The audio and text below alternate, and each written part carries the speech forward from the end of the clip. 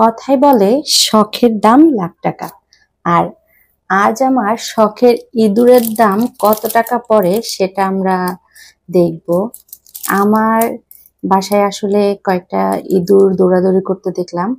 এই 4.5 বছরে এই বাসায় আমি আছি। এর আগে আর একবার হয়েছিল। আমার বাসায় কিন্তু সচরাচর ইঁদুর হয় না। আমি খুব সুন্দরভাবে সবকিছু প্রতিনিয়ত ফেলে দেই যেন ইঁদুর বসবাস করতে না পারে। যাই হোক, আবার দেখলাম একটা ইঁদুর খুব দৌড়াদৌড়ি করছে। এই জন্য আমি আসলে তার জন্য এই ইঁদুরকে সাদরে সম্ভাষণ করার জন্য এটা কিনে নিয়ে আসলাম আজকে।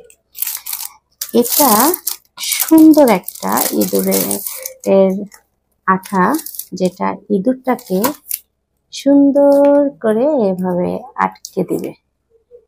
এটা আটকে দিলে আমি ইঁদুরের সঙ্গে হাই হ্যালো করতে পারবো।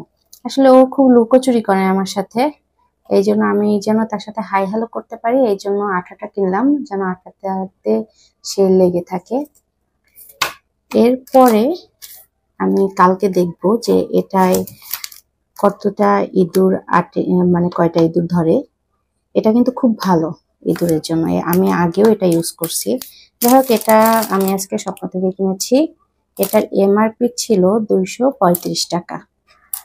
এখন দেখা যাক আমার একটা শখের ইঁদুরের দাম কত টাকা করে পড়ে। আমরা এখন এটা পাতবো, দেখা যাক কালকে কয়টা ইঁদুর পড়ে। এই যে আমাদের একটা ইঁদুর ধরা পড়ছে। আসলে বাসায় তেমন ইঁদুর নাই, 1-2টাই আসে, সে একটা ধরা পড়ছে।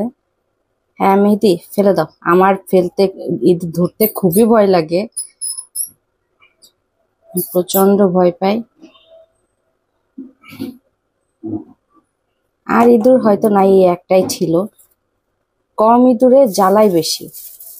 যাই হোক, আমার একটা এই শখের ইঁদুরের দাম তাহলে কত পড়লো দেখেন আপনারাই।